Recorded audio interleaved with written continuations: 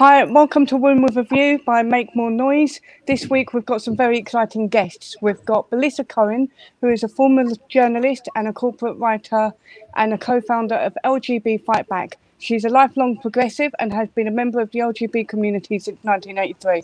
We have Megan Murphy, who is a freelance journalist and founder of Feminist Current. She's been writing and podcasting about feminism since 2010.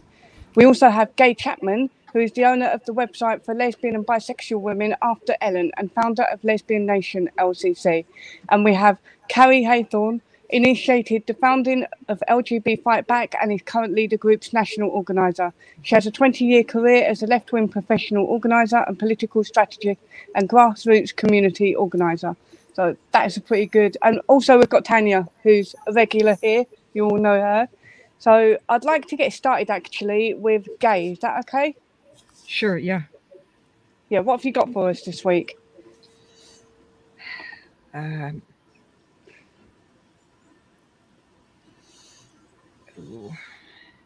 don't know how to share that. Share a link, that YouTube link. I got it, Gay. I can play it for you. You can play it. It's what I just grabbed at the moment. So this is the WeSpa protest on Saturday in Westlake area of Los Angeles. And this all came about because of that viral video of the woman complaining about a man in full view of women and girls in the women's side of the spa. I could never find who was the organizer for this event, so I had some doubts about this. There was no contact people or anything. So I met up with a couple of other women just to go check it out, basically. And we were on Wilshire Boulevard. We were not right next to the WeSpa entrance, but this group was intent on controlling that area and making sure that we couldn't be out there anymore looking around and asking questions. And so you can see them, you know, hitting me with a sign. Jesus. They chanting, screaming, hyena laughing in the background. It's pretty harassing. And there's a woman in purple that is in there, and she was obviously one of the women I met up with. I had my phone knocked or kicked out of my hand. I had my glasses yanked off. Just, that's where I had to put my phone. I picked up my phone off the ground and put it in my pocket because I couldn't lose that phone. Yeah. So all in all, I think I did okay because I didn't go with a sign, and I saw that there was another woman that did have a protest sign, and they ripped that out of her hands and did the same thing, followed her with a bullhorn and were harassing her terribly, shoving her, pushing her, basically making an example of what a woman who speaks out was due to get from this particular group. And I just want to mention that any women planning on going to any event like this, do a little bit of homework and don't give out any personal information. Find out who an organizer is, if there's an actual organization that's doing this kind of events, because I never could find the organizer for this event. And there's another one supposedly coming up a week from this Saturday. And I really want to caution women to be very, very careful about this, because I don't want to see anybody get hurt. As it was, we weren't even right there at the protest area, but they made out one of our t-shirts as TERFs, and that was all it took. So do you think that, yeah, sorry, I just jumped in with a question there. Do you think there's a possibility of this escalating into real violence? Like, I'm not saying that what happened wasn't violence, but I mean further violence. I think so. I think what you saw this last Saturday, even though some of it was kind of horrific looking, it was still to a certain extent controlled. But now that there's more publicity going out, I think you could you could find people from all corners of Los Angeles coming for whatever reason they have. And it might not be for peaceful purposes. And I think people are hijacking this particular topic and making it a left-right issue, where it really is primarily a women's issue and a children's issue. And we cannot lose that ground by allying ourselves to especially these unknown groups. I'm very, very, very cautious about that because I've seen what happens. And I haven't put my name next to anybody else's on this issue, because once you do that, it's pretty hard to take it back. And I could see working on some single issues like repealing a bill or legislation or a letter writing campaign or something, but I don't want to align myself with any group right at this moment. I don't think it's a good idea. Gay, do you think you could give us a little bit of background on the WeSpa incident and what happened, in case somebody's watching this and they don't know what happened? Well, there were cameras everywhere, and there was a woman in pink. If you go to YouTube, you can find a lot of footage of this. And they tore a sign out of her hands and followed her with a bullhorn and made her life miserable for several minutes until she could get in her car and go. And strangely enough, we were on Wilshire Boulevard. We didn't know this was going on right at the entrance of the WeSpa. They chased a young Latino couple and pushed the guy, and I think another person got punched. I didn't see any of this personally because we were over on Wilshire Boulevard, and I took a couple of selfies, and people had eyeballs on us and saw our shirts, and it was kind of like a matador's cape. There they are, folks. So I looked down at their mob, and I could hear the woman on the bullhorn going, and the TERFs and their internalized hatred, and out people came, like these three women came marching out to us with signs, and I kind of motioned to my friends and said, "Stay back, I'll go see what they want." And was this by accident then? Did they know you were going to be there, or did this two groups colliding? We went to check the scene out. We didn't have any protest signs. We weren't chanting. We didn't meet anybody protesting, but we had a couple of TERF t-shirts on, and we were taking selfies, and I'm sure their security group saw us, but we were still out of the action. But, I turned around to take some pictures of them too. And that was when the confrontation started with us, with our group on Wilshire, was the picture taking, and then they marched out with signs, and I kind of walked forward to meet them because the other women are a little bit more reticent, and I thought, well, I'll just go see what they want. And then of course, 20 to 25 of them came out around the corner, and there you have it. We were swarmed. I've got a quick question, actually. Sorry, I'm taking it over a bit, but I was going to ask, would you say the people that were confrontational and attacking women like yourself, would you say what sort of age group were they? And were they mostly men, or was it a mixture?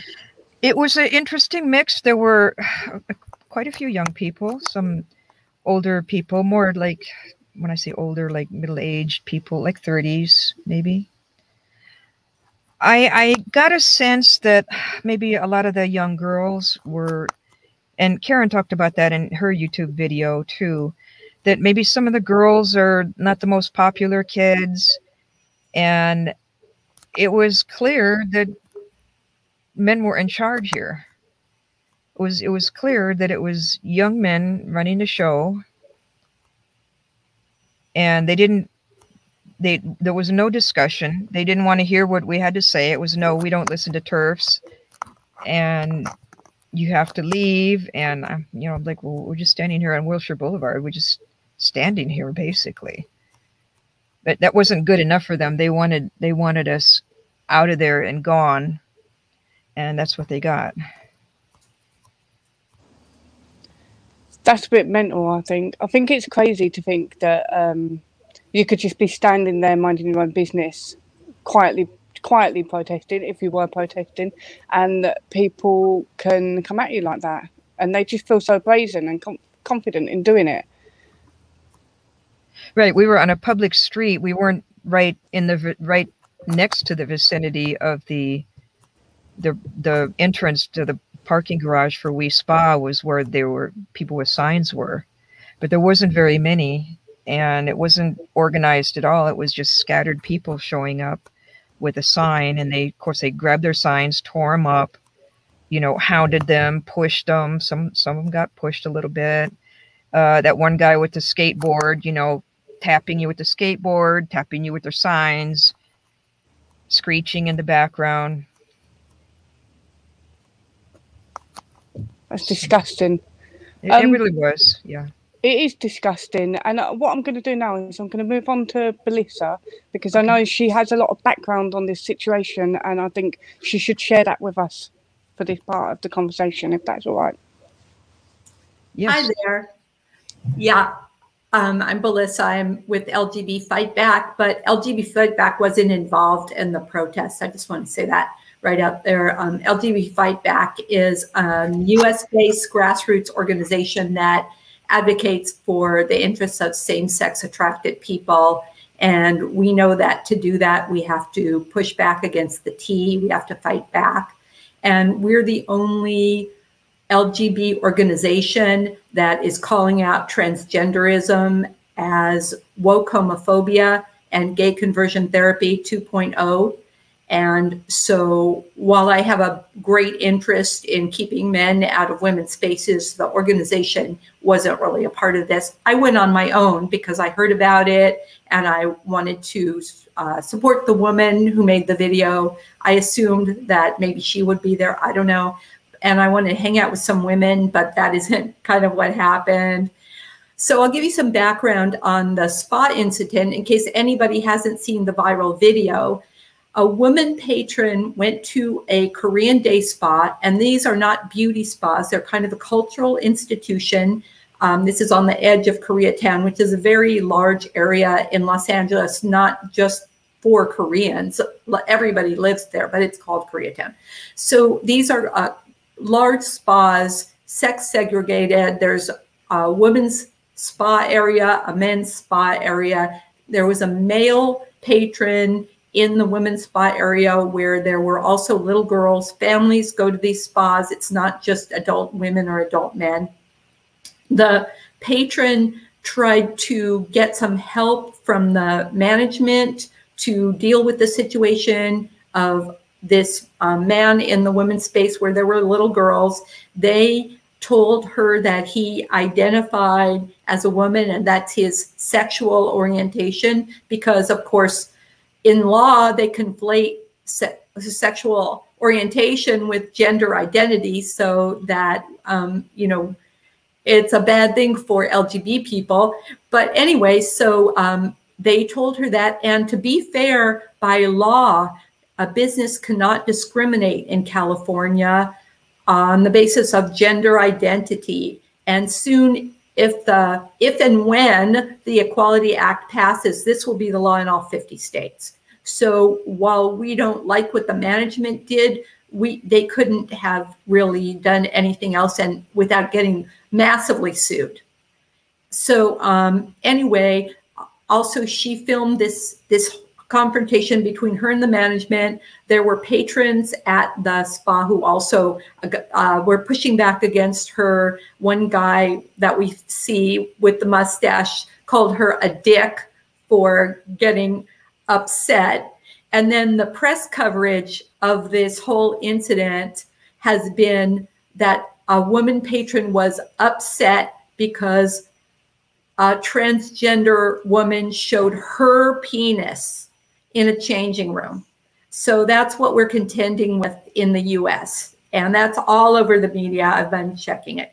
So anyway, there was apparently somebody called a protest. Initially, I thought it might be feminists, but we kind of took a good look at the stuff, and we think that it's coming from the right.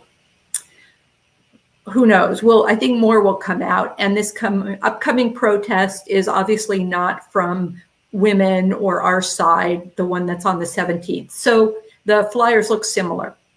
So anyway, I decided to go over there. As far as I knew, the protest was called for 11 o'clock. I got there about 10:45.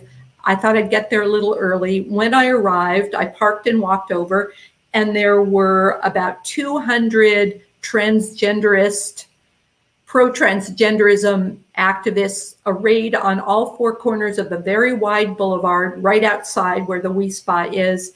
And I just walked up. I don't know. I was wearing my J.K. Rowling T-shirt under a hoodie. So I just walked up, and I started looking around to see our side, so to speak, to see if I could join together with some other people on our side. I didn't really see anybody. So I'm a former journalist, so my journalist skills kicked in. I decided, well, here I am. Why didn't I just kind of look around, see what's going on, report back like a war correspondent?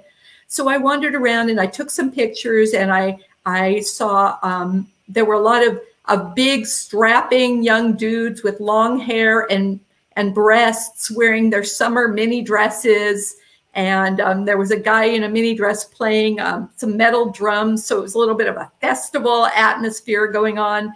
They were all carrying holding up their homemade signs that said like, trans bodies are beautiful, and, you know, trans whatever all there. But the funniest sign, as I have said before, to me was a woman ally. They had a lot of women allies. Her sign said, "Get off our collective dick." So that was my favorite. But other than that, there was a woman with a bullhorn standing on one of the corners leading chants and talking about social justice issues that, of course, are all related to men expanding their rights. And so this was all going on, and nobody paid any attention to me. And I just kind of walked around. And then I saw that there was a scuffle going on over at the entrance of the We Spa, and it turned out to be the woman in pink. So I went over there, and she had already, I guess, had her sign torn up. They were all kind of around her. They were touching her. People were putting their hands on her, but not in, like, they weren't gonna like hurting her exactly, but screaming at her. I guess her hat got knocked off, her sunglasses. And as I walked up there, and they kind of allowed her to kind of go towards her car. I stood really close. I wanted a witness to see if anything was going to happen to her. So I stood there and saw her get in her car. Yes, this woman. I was kind of on this other side where they're going towards. And I stood there. She got in her car. They threw some water on her. She closed her car door, and she was able to drive off. I was going to try and connect with her, but there were too many eyes on us, and I didn't feel like it was going to be productive.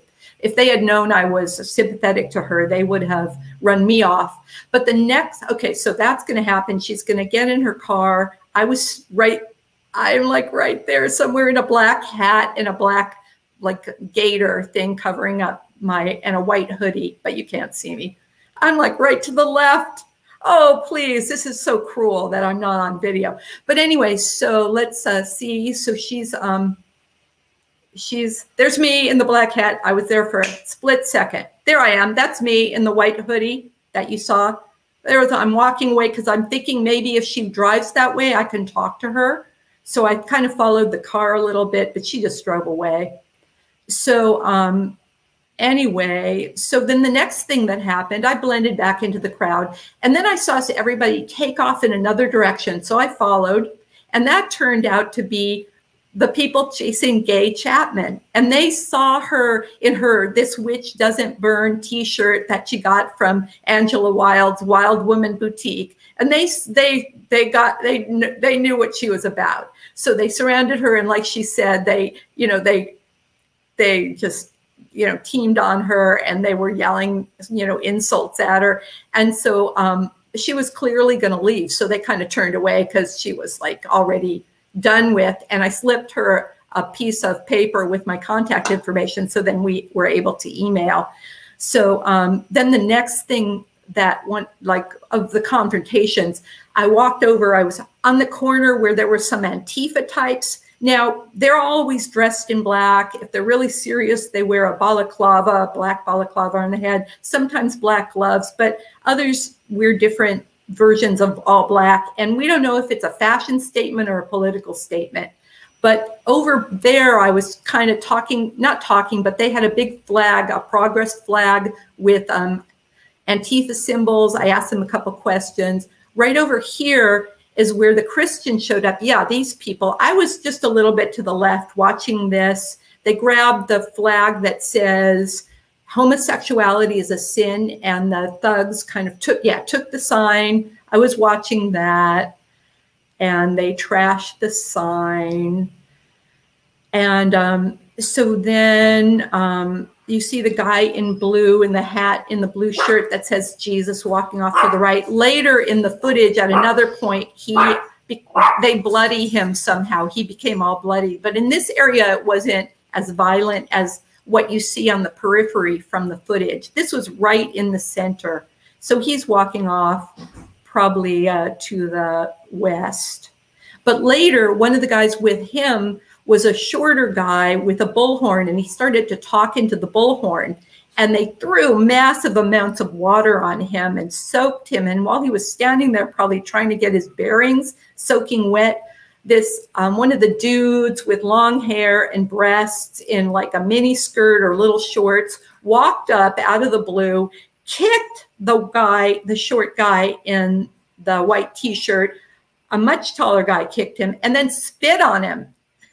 And I was standing there watching that, and a woman activist walked up to me and started yelling, "Get out of here, you're a transphobe, we don't want you around here." And I just looked at her and I said, "I'm not with them." And so she backed away, and I was able to disappear into the crowd. And there was just one more confrontation that, I mean, there were others, skirmishes here and there, but some guys walked up in yellow t-shirts that said, "Fuck Peckerwoods," which is a whole expression from the South of the United States. But anyway, they were talking about pedophilia, and they were saying that pedophile isn't a sexual orientation, and that pedophiles don't belong in the LGBTQ plus or whatever. And so they were kind of like, I don't even know if they were gay or if they were just using that as kind of a political tactic, but they kind of, the Antifa types kind of squared off with them. There was a skirmish. A woman hit a cop while I was watching, and then the cops moved in. They had not been around. They were in their staging area. Then they came and they watched it for a while, and finally they decided to form a line between the people who are saying that pedophile isn't a sexual orientation and the Antifa types, and then it was really, you could tell the whole thing was over. I had been there for about an hour and a half.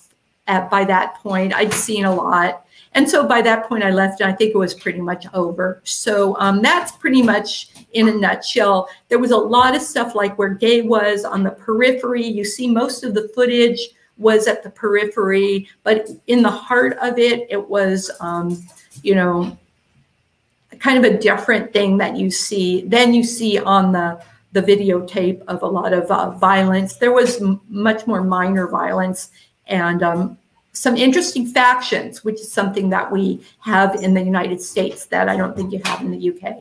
So, Carrie? You're muted.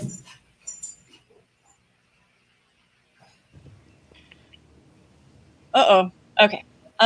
Yeah, so we can continue to show some of the footage because I think it's kind of interesting for the audience to watch too, because I'd like to kind of point out some of these different groups as Melissa was doing, because I think the way that some of the news coverage is showing this is just everybody is in black as Antifa, and that's really not what's going on here. And so I can tell some of the differences between a few of the groups. And Melissa and I were doing a bunch of research last night and watching, you know, different videos from different, like from the Antifa folks that are showing stuff on Twitter, and there's Antifa Watch, and then some we're getting it from different perspectives.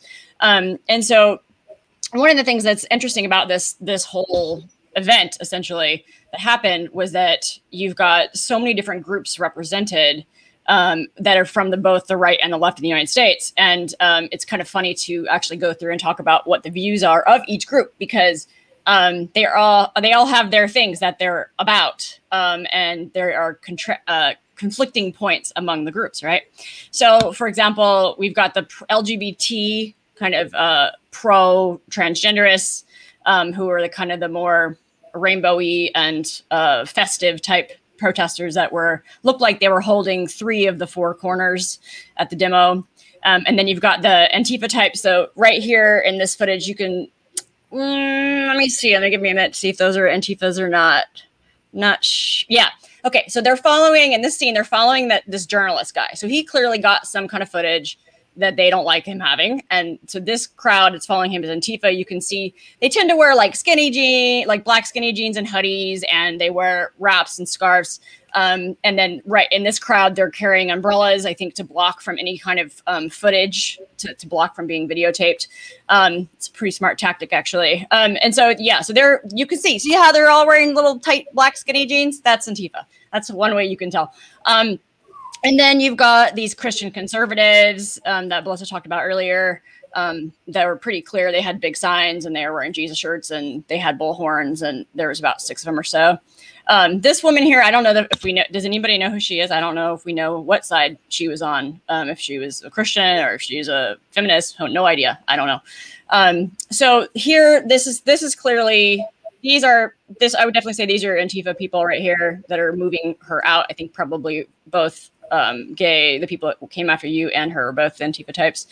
And they wear like the bandanas. See, it's pretty clear. You can tell. And then we'll get to some of the right wingers. You can see later that are wearing more like helmets. They're wearing more like military fatigue. You can see that they're quite armed. There was definitely people had guns, knives. There's footage of people being cut. So, there's a lot going on here. And then we had like Proud Boys were there as well. And the Proud Boys are the folks that were associated with the takeover of the U.S. Capitol earlier this year. And there's some notable Proud Boys that showed up for this. So, and there might have been some other groups as well that I have not yet been able to identify. So it's kind of interesting to see who are the different players here and what they represent. And so, for example, the LGBTs, they're there because they want to support trans women in female spaces. And then you've got the Antifas, who typically, it stands for anti-fascism. And they tend to be, anti-racist, anti-fascist, anti-oppression generally, you could say, is what they generally would stand for. And then you've got the Christian conservatives, who are against homosexuality. They're against this transgenderism. You've got the Proud Boys, who tend to be pretty like anti-Jewish, they're pro-West, the West. They're very, the West is the best. And they are against this transgenderism stuff. So they're about like kind of taking the pedo angle of all of this. And then hypothetically, we maybe had some feminists show up that pretty much got ushered out pretty darn quick here. So that as far as I can tell, those are the primary groups. And you can see the conflicting points of view that these groups have. So it's funny that, like, for example, that Antifa is supposed to be a left organization or a left, network of groups. And here they are promoting essentially and defending males being in female spaces. So it's kind of like really not very left wing for them to be advocating for stomping on women's rights. So there's these contradictions, right? There's just between all the groups. And so I'm kind of looking at this in terms of understanding what is happening in the United States in terms of all the different political groups. And I've been a political organizer for 20 years. And so I've been in touch with various groups. I've worked in the far left. I've worked with, been connected to some of these far left groups like Antifa in different cities. And so, so I know how they work. I know how they operate. And so there's a few kind of conspiracies right now that people are talking about online. There was the LA Blade was talking about, it was all just a setup, and there never was a male in the women's section of the spa. And they're just claiming that happened. And it was all, the video of the woman it was fake. And so that is pretty much been debunked by other reporters who are like, no, I was there on the ground. I interviewed all these people. Like, definitely there was a male in the women's spaces. Like, this did happen. Other people are saying that it's Antifa that staged the whole thing, and really they called the protest. And I see absolutely no evidence of that whatsoever. It definitely looks like the call to action, while the flyer didn't have any contact information, as Gabe rightly pointed out, it does seem like it's coming from the right, from one of these groups, whether it's the Proud Boys or the Christian conservative groups that put it out. Unclear exactly who's putting out the notice for these demos. It certainly wasn't feminists. So it's all kind of it's kind of a mess in the United States right now. Like, we're just the hot mess of contradictions and people thinking that they're right and willing to go to blows. I mean, clearly here.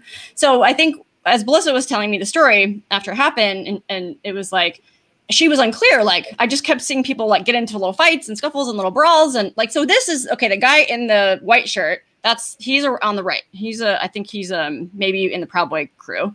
So you can see, like, it definitely got violent between these people are right wing right here. You can see they're carrying a rainbow flag, but they're definitely on the right. They're armed. This big guy, this guy with the gray hair, he's armed. There's other footage of him with a gun. So yeah, I mean, these were, and if you didn't know the difference between any of these groups, you wouldn't be able to tell what the heck was going on, right? You wouldn't be able to tell. But I can tell because I've interacted and I've kind of monitor all this stuff. And that's one of the things that Antifa does, is that they monitor the activities of the right wing. And so that's why I'm saying I think it was the right wing that put out the call. Antifa was monitoring those groups that put out the call, and Antifa decided to mobilize. So they framed it as, oh, right wingers are, fascists are mobilizing in Los Angeles outside of this spot. So it's all very interesting what people are saying about it. But I think it was certainly the right wing called the protest, and Antifa showed up to counter protest. And I want to briefly, sorry. That the Antifa apparently think that it's a fascist idea that men can't be women. So I would think that that's kind of where they're coming from on that. And it's ironic that Antifa, which is supposed to be, not pro-government or pro-law, that they're standing up to enforce this California law, which illegally allows this man to be in the women's section. So, and the fact that transgenderism is on its face homophobic. Mm-hmm. Transgenderism is woke homophobia. And so these I was with the gay Antifas who had the rainbow progress flag with the Antifa symbols on it.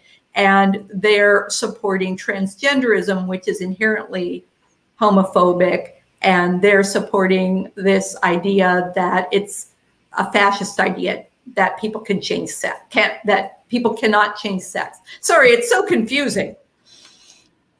I thought it was hilarious as well, actually. I thought it was funny that this isn't hilarious, but it was funny the bit where you said they were attacking the Christian right for saying that homosexuality is a sin, but they have similar views, right? They're coming at the angle of, like, you can't just be a lesbian woman, you've got to be a straight man.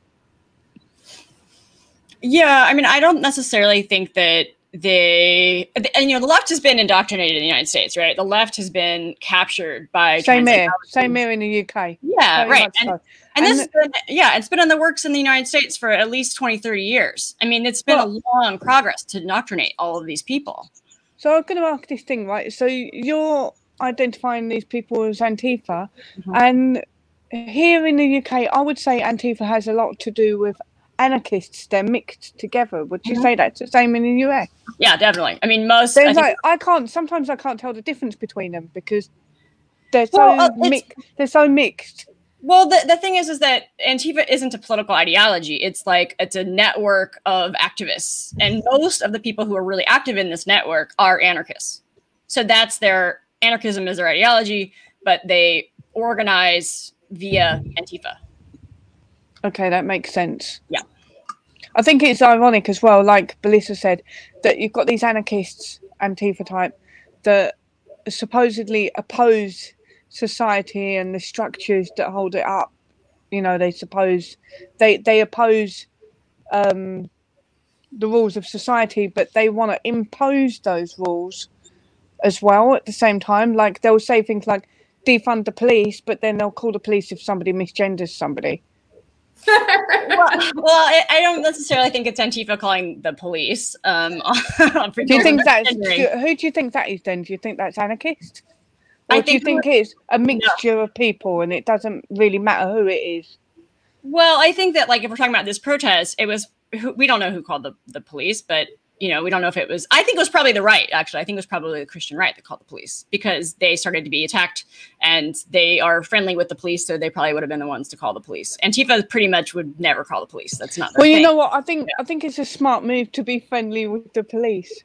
I think it's not the best move to fuck the police off and then be in a situation where you could need them.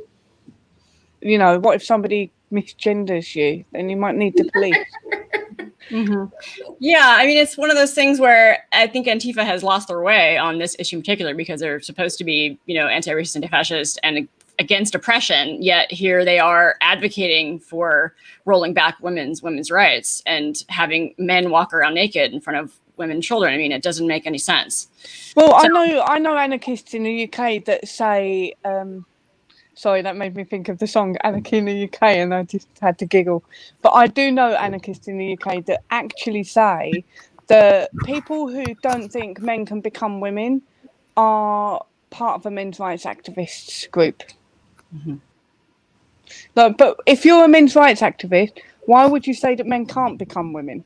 You would advocate for men being whatever they want if you were a men's rights activist. I've gotten a lot of pushback because I said that they're men's rights activists, and so in the comments of the Kelly J video that I did a couple of days ago, where you can hear more of the details, is the men in the comments are saying they're not men's rights activists. Men's rights activists don't wear sundresses. I'm like, it's irrelevant what they are or are not wearing when they converge and fight to expand their rights. So yeah, it was like, the terminology that the conception of a men's rights activist is a certain thing, but they're expanding on their definition. This is the new face of men's rights activism. It's men's rights activism 2.0, and it's wearing a different outfit. So yeah, it's wearing, one of the guys was wearing a sundress made out of the trans flag. So he's the guy who tore up the woman in pink sign. He had a bullhorn, and he was a big strap-in young man, and very, very powerful looking. So, but we have a thing to announce, Carrie, about we want to engage the far right. So, Carrie, do you want to talk about it? Far left, yeah. Yeah, so we want those you guys. Yeah. So yeah, LGB Fight Back is going to put out a challenge to debate us on this issue to Antifa. So we're going to be gathering, our forces and seeing if we can kind of create like a Twitter storm to tell everybody to go after SoCal Antifa and tell them to debate us. So we're going to be working on that in the next couple of weeks, because we want to debate them. Help broadcast that out. That sounds absolutely fabulous. Yeah. This is what we want all the viewers and to tell all your friends to go to the page, the Twitter page of SoCal Antifa. Very easy to find. Tweet at them. We would love to see you debate LGB Fight Back and a live debate. And we're going to be working on that and pushing that. Yeah, and you can use the hashtag debate LGB Fight Back. We already started the hashtag, so you can use that hashtag and tweet at them and tell them to debate us. So we'll see what happens. But we're going to put out the call because I come out of the far left, and I actually know some of these. I mean, some of these names are familiar to me when I was snooping around on Twitter last night. So I'm like, let's go, let's talk about it, because what they are advocating for is definitely for rolling back women's rights, and it hurts LGBT too. Carrie, I come out of the far left as well, and I'm going to say I don't think they want a discussion.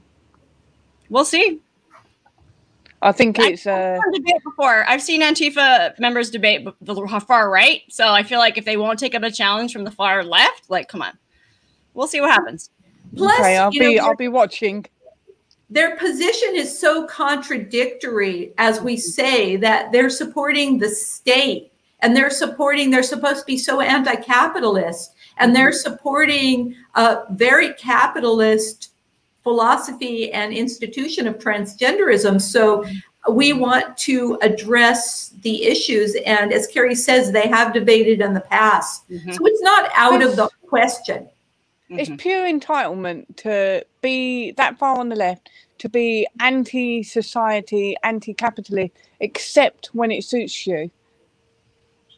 It's pure entitlement.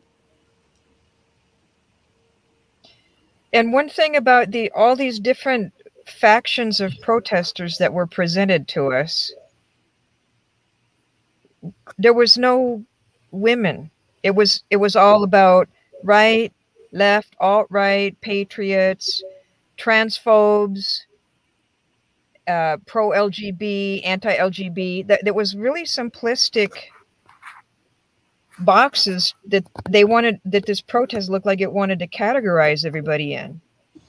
Yeah, I'm a bit concerned about that, because I think, like, over here, I keep getting accused of being funded by the American Christian right. And I was told I was if I was right-wing funded by over them, and over again. I'd have a mansion in Devon if I was funded by those fuckers. I'm not funded by anybody except for women on the ground that want to buy my stuff, you know? Right. So I think this left-right issue kind of needs to go in the bin. It's not really about that at the moment, I think. Well, how do you feel about that? Do you think it's more intense in America about the left and right issue? I think it is to some extent, and I think some of these groups want to steer it back into partisan politics, whether it's right, left, Trump, Biden, and women are getting left out of the dialogue. Well, does it make sense? Yeah. Well, you know, a lot of us are feeling like you guys feel in the UK, or what women feel in the UK, that we're politically homeless. And that's a very common feeling. People have this idea that you have got to choose Biden or Trump when they're just figureheads. They're really powerless figureheads, the face of corporate money and the activist billionaires who are bringing in transgenderism globally. But the idea, I think now, is to promote the idea that there is really no left or right. There's just common sense. And if we could just go back to thinking for ourselves and having common sense and not expecting this party or that party to represent us, understanding that that's over. That's from that's historic and it's no longer realistic. So I don't know. I think we're still going into tribal territory, because I think it's in our human nature to have an us versus them attitude. So it will become common sense or reality versus those idiots or those lunatics. And it becomes that instead of left versus right, or Antifa anarchist versus whoever. It becomes an us versus them. And I think that's in our human nature. Do you think there's a way to avoid that in the future, or do you think that's just inevitable? I mean, I think it's to anybody. Tribalism. Yeah, I mean, I definitely think tribalism is a real thing, and we're at this in the United States. We're so incredibly polarized, and we're polarized not only around elections, but electoral politics, but we're also polarized around individual issues. So there's just incredible amount of polarization that's happening in the United States that it's challenging to figure out how do we even find common ground. Right? Like if you tried to get there's like 5 groups of that protest in a room to talk to each other, it would be a challenge to find the common ground between all of those groups. It really would be. So yeah, I don't know where things are going to go in the United States, but in terms of the electoral stuff, I mean, one of the hugest differences that we have in the United States versus the UK or Canada is that you all have lots of parties. Lots and lots of parties. We have 2 parties. We really have only 2 parties in this country. So we really have very limited choices in terms of trying to change the direction of the national political scene. Right. Well, you say that, but in the UK, it's still Conservatives versus Labour. Really, nobody really takes anybody else seriously. So it's still, you might as well be two parties. It does feel like it's very much like that everywhere we go. But I have thought of a common ground with a lot of people: skinny jeans. That could be one thing that a lot of people have in common. So I was going to ask as well, Megan, if you're there, Megan, what do you think of all this that's going on? What did you think of the WeSpa incident? Well, I mean, I'll comment on the left-right stuff and the Antifa stuff. I don't think that Antifa's lost its way. I mean, I don't think that Antifa ever had like a productive way, and they advocate violence, and so I'm not going to support that no matter what. I don't think any of these groups have like a cohesive political ideology. And I mean, I agree with what, oh shoot, was it Tanya who was saying this, or Belissa, that we need to stop talking about left versus right and talking about common sense? Who said that? Okay, sorry, Belissa. Because it doesn't, I mean, these ideas, these ideologies, these terms no longer stand for anything. I mean, the left doesn't, and at least in Canada, you know, I can speak to that. They don't stand for what I consider to be leftist ideology. Maybe some of the far left groups claim to be anti-capitalist, but they sign on to corporate-sponsored movements. I mean, even in the U.S., like Black Lives Matter is essentially a corporate-sponsored movement. I mean, these are movements that serve corporations and enable these corporations to profit, and so does the trans movement, right? Trans activism is fully corporate-sponsored. In Canada, it's, you know, every single institution, media, academia, you know, banks, schools, obviously, healthcare, politicians, bureaucrats, and then just any business or company will just plaster an LGBTQ flag on their building or their advertising or whatever. You know, when I call into my bank, it's actually a credit union, not a bank, but there's this message that you have to hear over and over and over again while you're on hold that, you know, like they don't stand for bullying. It's on their websites. There's, you know, all this trans ideology and trans activism being promoted. And it, you know, I don't think any of these people care about the lives of individual trans people per se. Maybe they think they do. I don't think they really understand or particularly care about the issue of race or racism in Canada, especially not people who are focusing on Black Lives Matter, because that doesn't make sense at all in a Canadian context. Like those aren't issues that we're facing. I think it's just all about advertising, profit, self-promotion, and they'll just say anything. You know, it doesn't have to do with a leftist ideology at all. I think it's totally pro-capitalist. And I mean, as far as I always understood the left, when I counted myself as a person who was on the left, which was my entire life until maybe like 2 years ago, when I was like, no, I'm no longer aligning myself with these people. You know, it was primarily about class and about anti-capitalism and about, you know, ensuring that working class people could be empowered, you know, could strike, could form unions, and weren't being wholly exploited by the bourgeoisie. So, and I mean, I just like watching that protest. I'm just so disgusted. Like, I'm not really good with violence in general. Like, I really get upset watching people be beat up, even if there aren't serious injuries. It really upsets me. I don't care who's getting beat up. I just find the whole thing so disgusting and repulsive. And, you know, in Canada, I mean, I don't even think a protest like that would happen because we're such, you know, cowards and we don't want any conflict at all. You know, as much as I don't like the protest being viewed as, you know, Christians who are opposed to homosexuality versus these so-called anarchists or communists or whatever, people who are pro-LGBT. I mean, I'd almost rather that exists than nothing at all.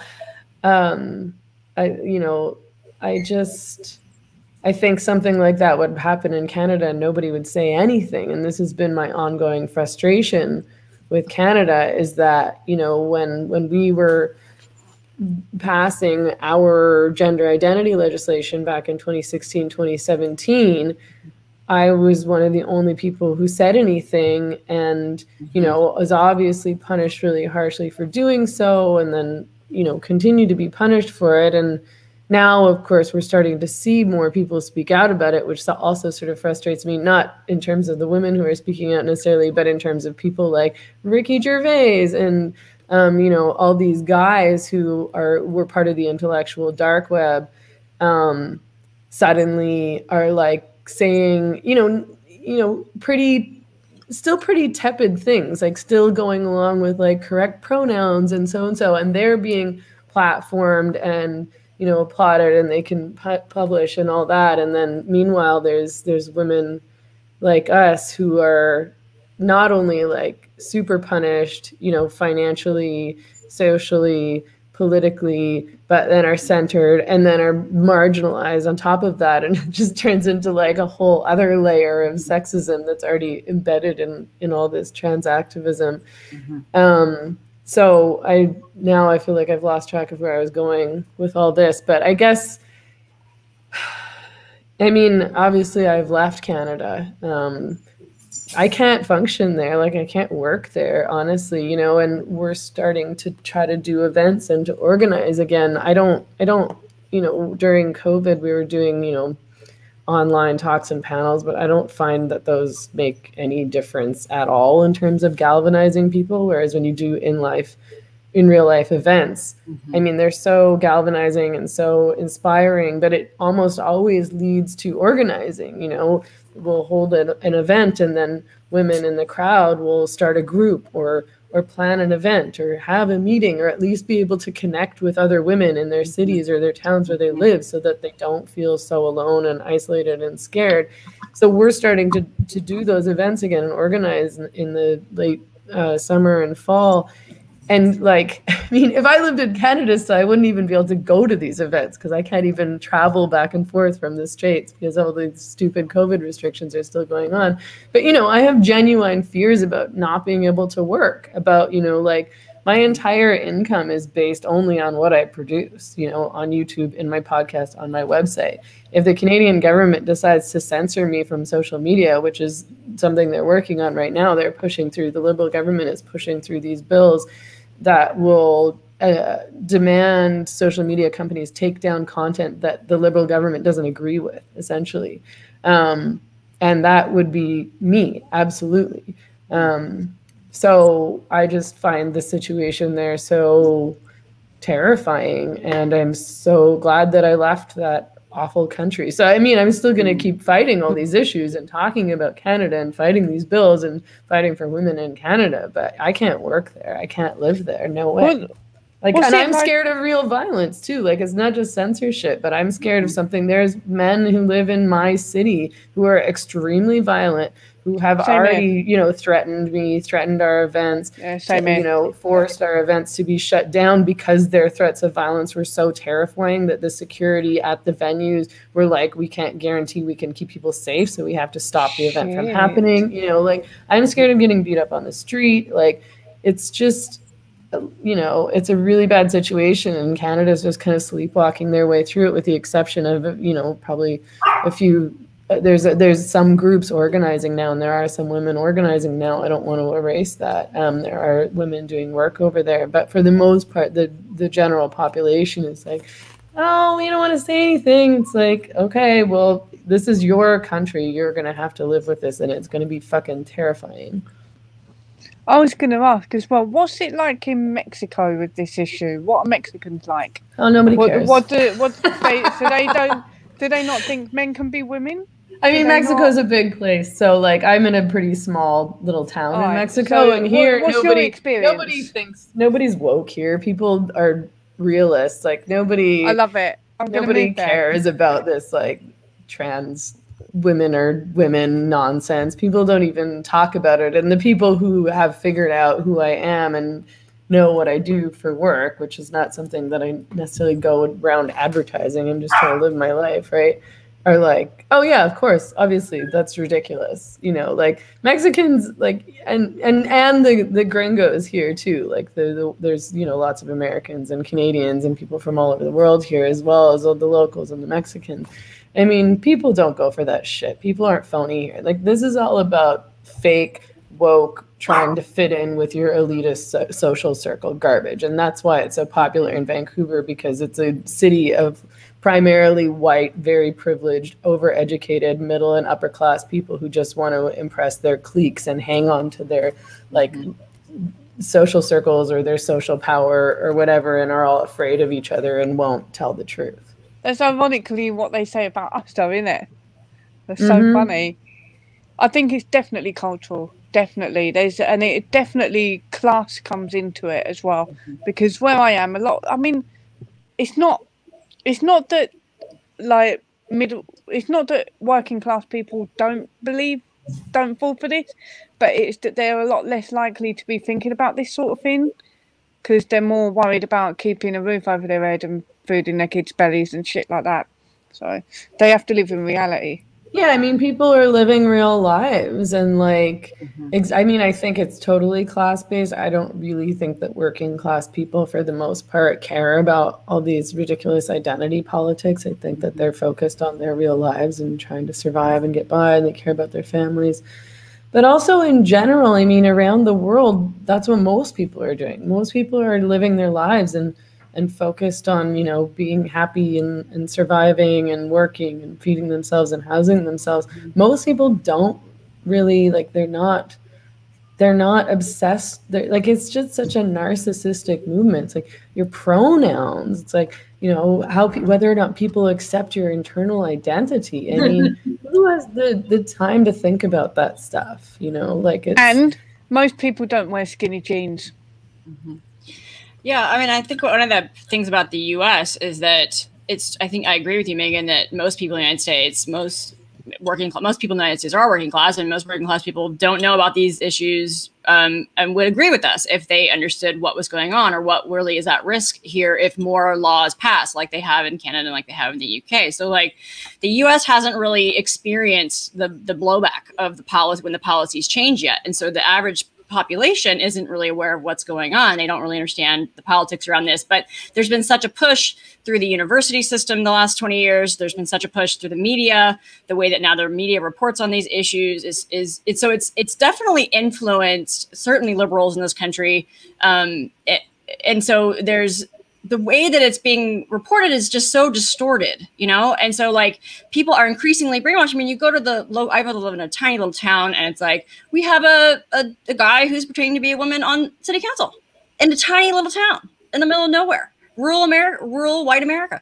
And then you've got, you go to the community center, and there's like, men walking through the women's and girls' changing rooms at the pool. I mean, it's like, it's hit all over the United States. Like, it's everywhere in every little corner. So it's true that while I think most working class people are like, what? This is ridiculous. I do think that the rhetoric has been so powerful that it has got into people's minds as if this is a civil rights issue, when it's absolutely not a civil rights issue.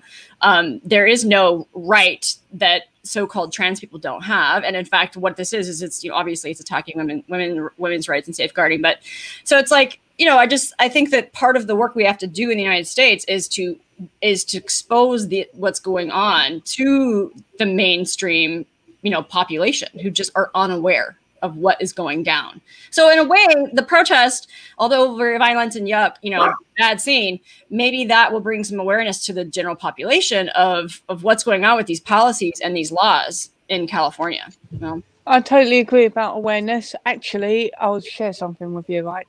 I saw on a YouTube video about the WeSpa incident, one of the top comments was a guy that wrote,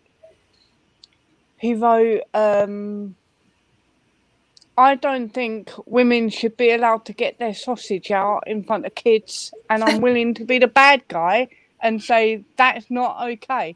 And I was looking at it thinking, women don't have a fucking sausage. What are you on about? But, you know, he was willing to accept that being called a transphobe, it doesn't mean nothing anymore, because he knows that it's wrong to get your sausage out in front of kids, but he still referred to it as a woman with a sausage. So I think this is really bringing to the forefront a lot of issues that people are not thinking about thoroughly, if that makes sense. We've had a lot of time to think about it because it affects us directly, but there's a lot of people out there, women included, not just men. Some women are just going along with it. I find that really difficult as well.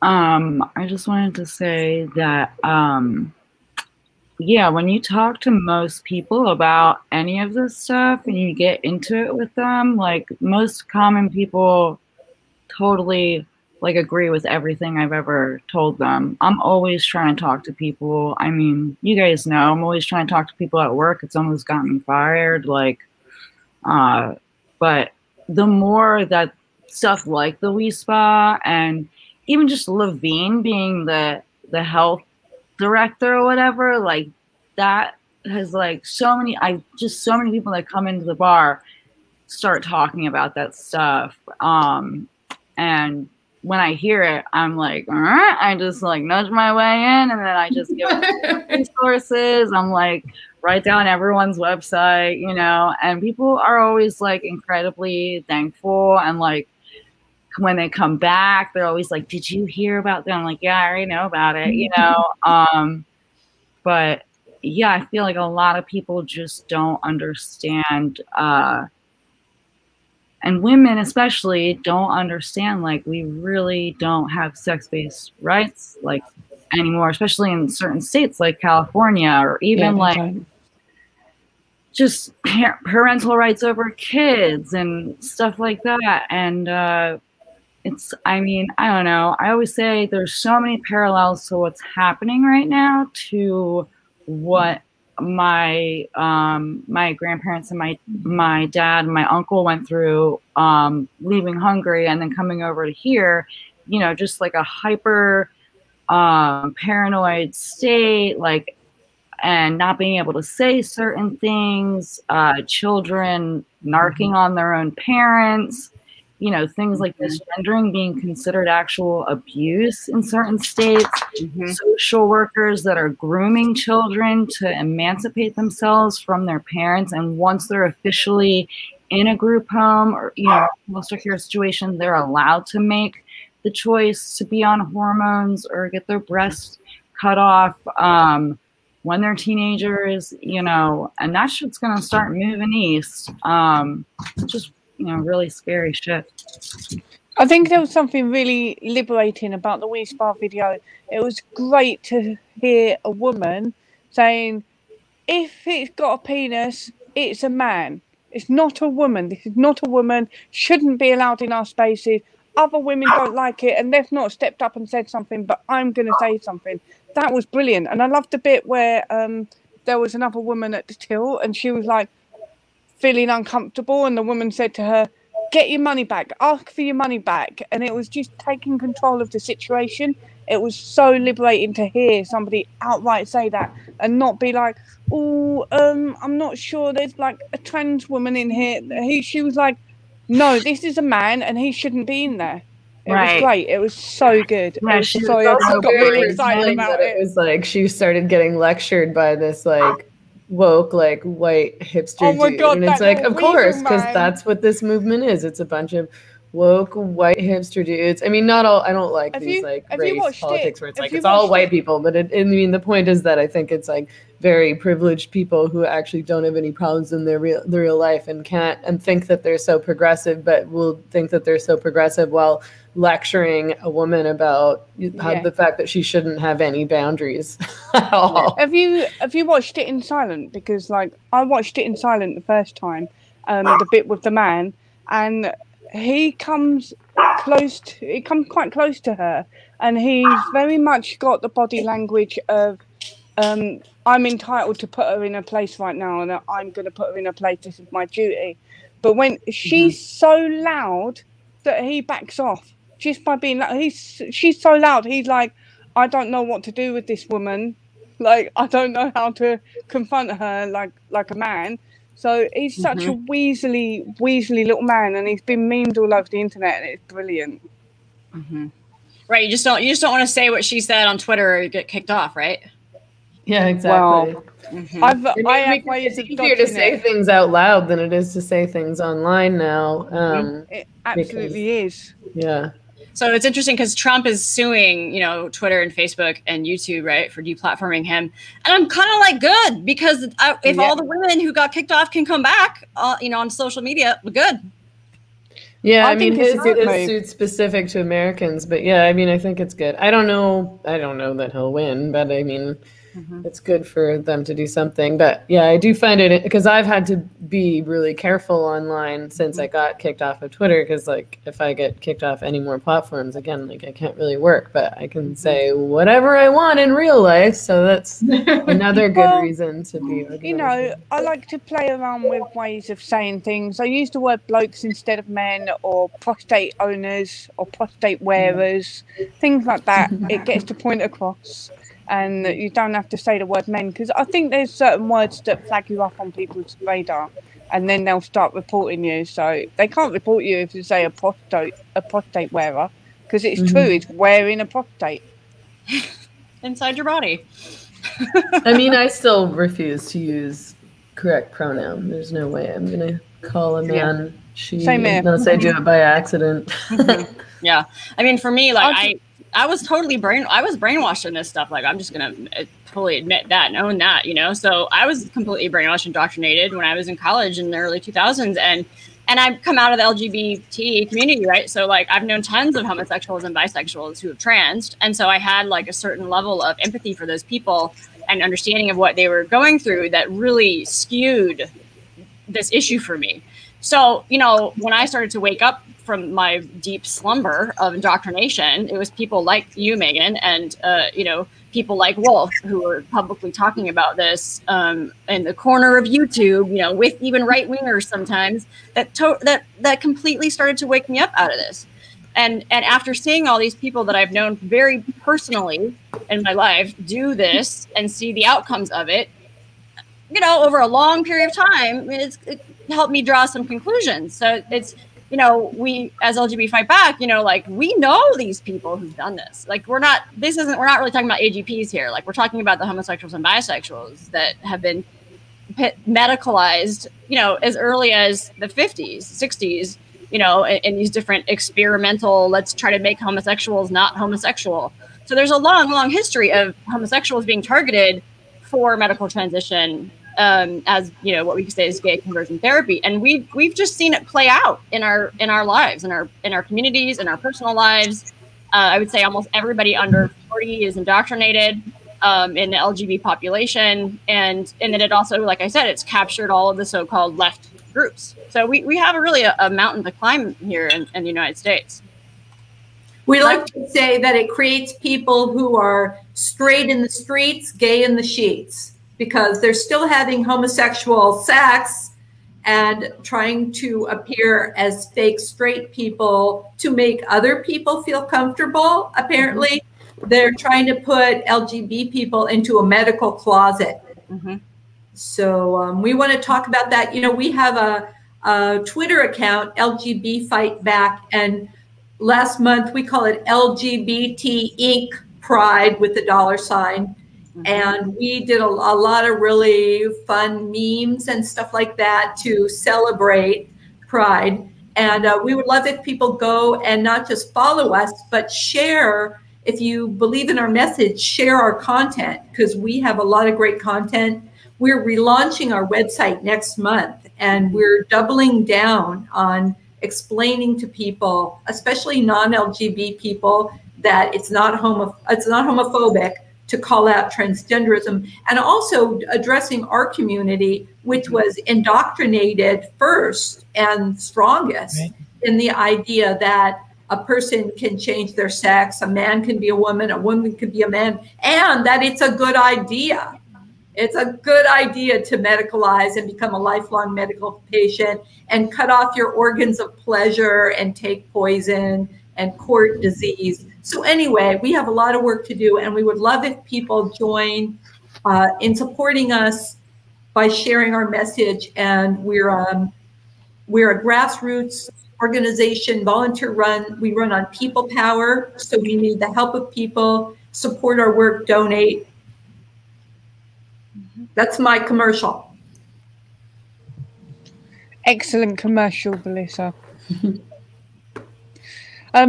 What would you say that LGBT Fight Back? Sorry, I nearly said LGBT.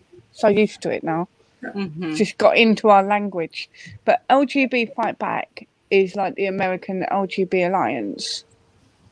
Not at all. What's different?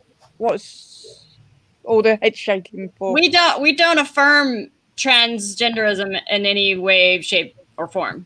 We absolutely no affirmation whatsoever. So like, no, it's a hard no on transgenderism, period. It's a no, men can't be women. No, we're not going to use false pronouns. Like, absolutely not. Not going to affirm it at all. We are the only LGBT organization, not just in the US, but globally, that just comes right out and says that transgenderism is woke homophobia on its face, that it's gay conversion therapy 2.0. We're not trying to hedge our bets so that we can get people to like us. We just tell the truth. This is what we believe, and a lot of people, we're finding that a lot of people agree with us, and we're getting a lot of support. Well, the thing is, sorry. Go ahead. I was going to say, do you think that will affect your chances of ever being funded or supported as a charity organisation? Well, we don't do well. No, not really, because we're grassroots. We're not going for a nonprofit status. We're not interested in that. Because, well, where are we going to get funding from in the United States for this? Like, no idea. Women like us. It would have to be people power. Yeah, it'd have to be people funded. But that's I don't know. We'll see what happens. Like if money started streaming in, we're like, oh, we had enough money, we could hire staff. Like awesome. But it's not like our immediate goal right now. Like we're really just trying to work within our community. And one of the ways that any type of affirmation really hurts people inside of our community is like anytime you platform somebody who is a homosexual that's trans themselves, they now become the role model for young lesbians or gay men to trans themselves. They now are the advertisement for, oh, look how great they look. Oh, they pass as a man. I could trans too. And so like, we just think it's a bad idea to put and prop up any homosexual who's trans themselves as a spokesperson. Because it's like, even if they're against transing kids, the issue is they still look like a role model to those kids who want to get out of it, if they don't want to be, in schools these days with high schoolers, right? It's like way cooler to be a trans guy than it is to be a lesbian. So the incentive for kids to trans is so strong, and it's so in youth culture now. It's all over the internet. It's all in the social circles. There's, clusters of girls now all claiming a trans identity. I mean, it's so intense. So like that's why we just have to say absolutely no, full stop. Like, absolutely no, like transing, this is a medical thing. You cannot change sex. This is for profit for these corporations, big pharma, big med, big psych. These are the institutions that are making money off of this. I mean, and the fact that they're sterilizing gay people, they're sterilizing kids. Would you say this falls in the category of like cosmetic surgery, but a little bit more sinister? Way more extreme. Because the sterilization, I mean, it sterilizes you. It's not just a Botox injection here, right? It's much more extreme than that. Plus, when you think about it, if you cut off a homosexual's organs of pleasure, her breasts, his penis, you cut those off, you're disincentivizing homosexuality. So you're making the homosexual less likely to engage in homosexual acts. That's a little sinister to me. Let's not tell them not to do it. Let's make them less interested. So I want to say one thing about, we are not going to benefit our organization by platforming something that we don't believe in. So we support desisters and detransitioners who are telling the truth, and not the people who are saying, well, this is a terrible thing to do. Don't you do it, kids. But it works for me and I'm still doing it. but you don't do it. Yeah, it's like the alcoholic telling kids not to drink. It makes no sense. It's total. It really doesn't. And the fact that we might get less money by having integrity is not really. We don't see that as a problem. We see that as like that's just what you do. You have integrity and you tell kids the truth that this is poison. This is going to do nothing but damage to you. Maybe there are a few people who are still saying that it was the best thing that ever did. I personally don't buy it. Mm-mm. So, and let's talk to them in 10 years. Mm-hmm. So, so there's a lot to unpack about saying that some people are true trans and it's okay for them. And there are some few people who benefit, because what we see as LGB Fight Back, we have noticed that the people who are called true trans and truly stunning and brave are homosexuals that pass. It's never the heterosexual AGPs who are like true trans and stunning and brave. We make fun of them, right? The feminists make fun of these people. But it don't necessarily have to be like true trans. Do you believe that some people have body dysmorphia that is influenced by the marketing around them about their sex-based body? So I believe that is a real thing. I don't believe trans is a real thing, but I do believe there are people that have body dysmorphia, and we've warped body dysmorphia into something else now. It's become something else, and that's what I believe. I don't even know what trans really is, because there's not a definitive answer to what that is.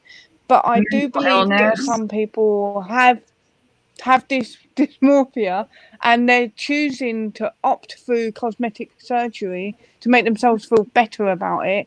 But to me, it's similar to other people that take cosmetic route to make themselves feel better about themselves. And I would say I don't agree with any of it, if that makes sense, the cosmetic surgery route. But I'm not going to, a full-grown adult, I'm not going to berate them for doing it, because I can't tell them what to do. I come from a place where everybody gets boob jobs and lip fillers. So, well, what I think we need to say as LGB people is that we have always known men and women who struggle with not feeling okay about our body. Even as women, we have felt, a lot of discomfort adjusting. And that I feel personally that it's been exaggerated and weaponized for corporate profit. But that the fact that all of us have known people who didn't like their assigned sex-based role or didn't conform. It's not assigned, is it? It just is what it is. Yeah, it is what it is. And we promote radical self-acceptance and self-love for LGBT people. And we think that is the tool that you use to deal with feelings of discomfort. So yeah, I think we also have to be careful when we're talking about psychological, the psychological establishment's definitions of mental health issues, because clearly they've been a part of leading us down this path, right? So I'm pretty wary of using any of their definitions at this point, especially when you look at how this is influencing youth and how, basically they pathologize puberty, because all these kids say, I'm uncomfortable in my body. Yeah, you're going through puberty. It's freaking weird. It's uncomfortable. Everyone's uncomfortable. Everybody's freaking uncomfortable. To not be uncomfortable. Find any person on the planet who is like, I love every aspect of my body just the way it is, perfectly. But this is where it comes into the hypocrisy of saying that you're anti-capitalist, but you support these capitalist endeavors to make yourself happy with yourself. Yeah, exactly. This is a cheeky little shout out to my own show, but do you, Belissa and Carrie even, do you want to come on my show sometime and hash this out? Because me and you have had our differences online about this topic, and I think we should have a drink and hash it out on my show. Anytime, Bertie Rose. I'm a big fan of your work. Even though I criticize you because I think we open a dialogue with each other about talking about these issues, not because I want to cancel you or change who you are. Okay, we can discuss that on my show. Let's do it. The more the debate, the better, right? The more debate, the better.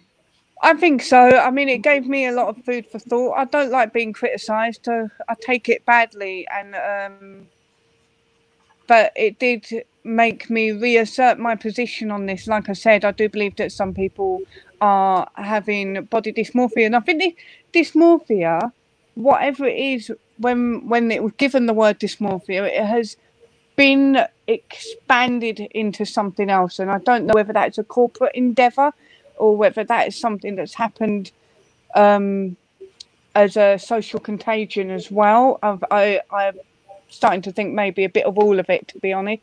But I think, you know, because we're crunching on time on this show, you guys should come on my show and talk about it, and we'll hash it out there. We can have a proper debate. That'd be cool. Has anyone else here got anything else they want to say on this topic whatsoever? That's a resounding silence right there. So I think this is a really good place to end the show. I'm really grateful that you all came to talk about this. I'm really happy that you all came here and talked about it, and everything we've covered has been great. And I think we should end the show and leave it here and have a drink. Brilliant. Thank you for coming. Yeah. Thank you.